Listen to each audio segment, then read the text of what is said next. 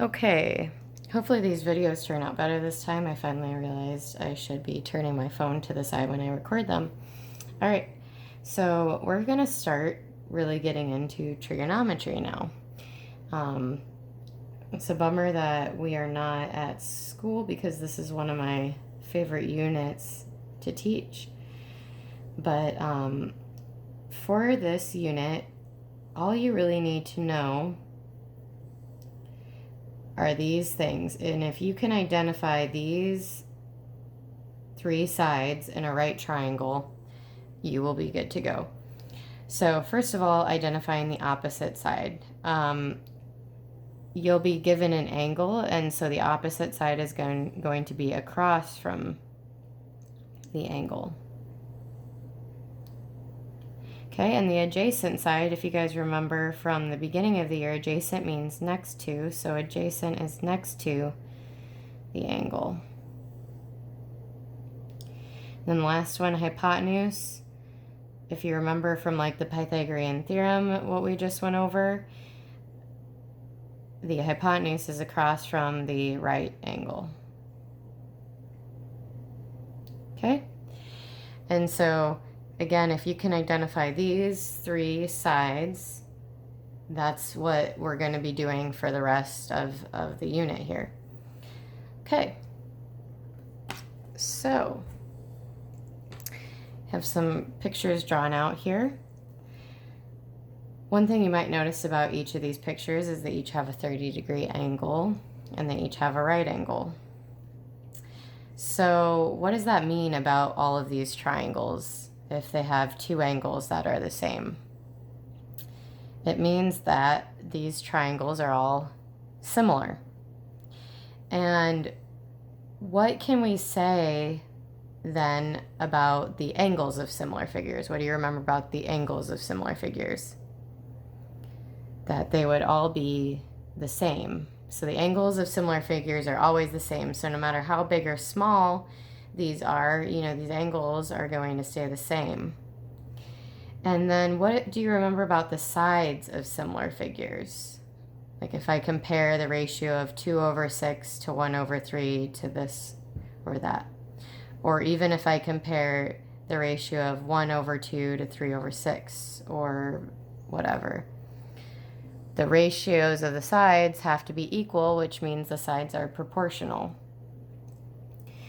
So I want to take two of those sides that we were just talking about, the opposite side and the hypotenuse. Now I want to make a ratio of those sides.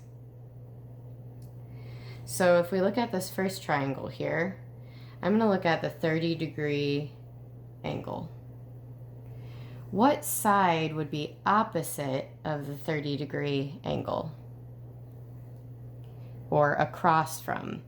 That would be the 1. And my hypotenuse would be the 2. So when I look at the ratio of the opposite side over the hypotenuse with respect to the 30-degree angle, I get 1/2.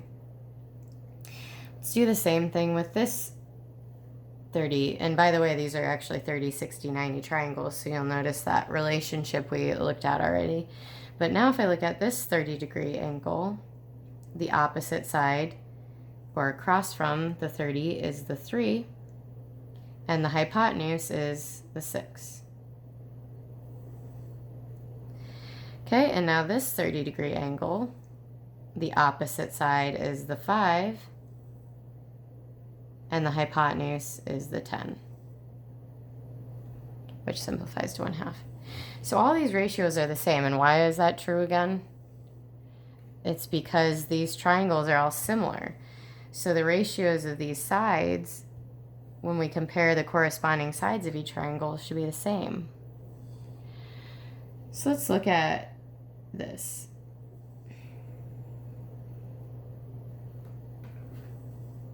What we actually found,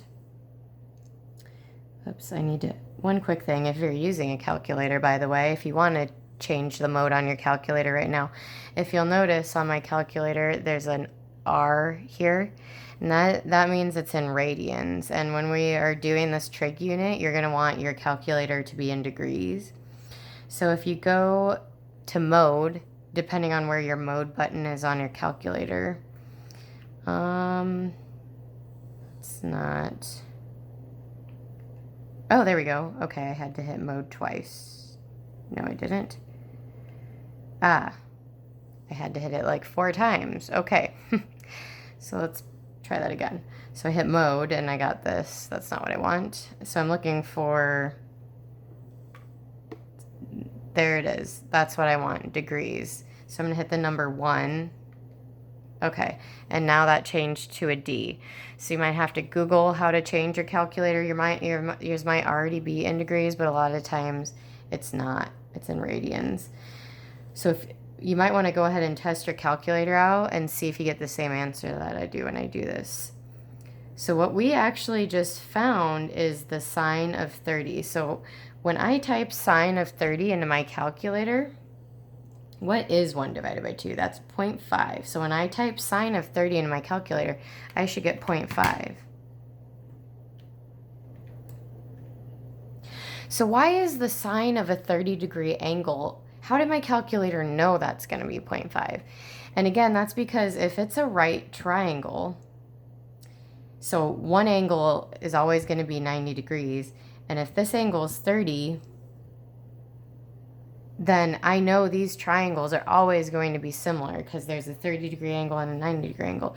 So if I have a right triangle with a 30-degree angle, the opposite side of the angle of the 30 degrees over the hypotenuse is always going to be 0.5. How do you think the sine of 20, a 20-degree angle, is going to compare to the sine of 30? So if I were to make this angle smaller in each of these triangles, how do you think that's going to affect this ratio? My guess would be that if I'm making this angle smaller, it's going to make this side shorter, which would make this ratio smaller. So I think sine of 20 is going to be less than sine of 30. So let's see, sine 20. Okay. And so then let's say sine of 80.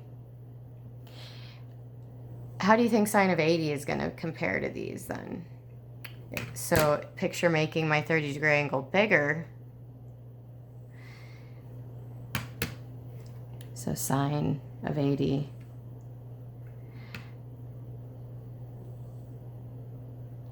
And now, do you think I could ever get a measurement of 1 here for my answer, like sine of something equaling 1? So like sine of 88, sine of 89. So you see how they're getting closer and closer to 1. Now, what if I did sine of 90? We'll talk about that in a little more detail here, but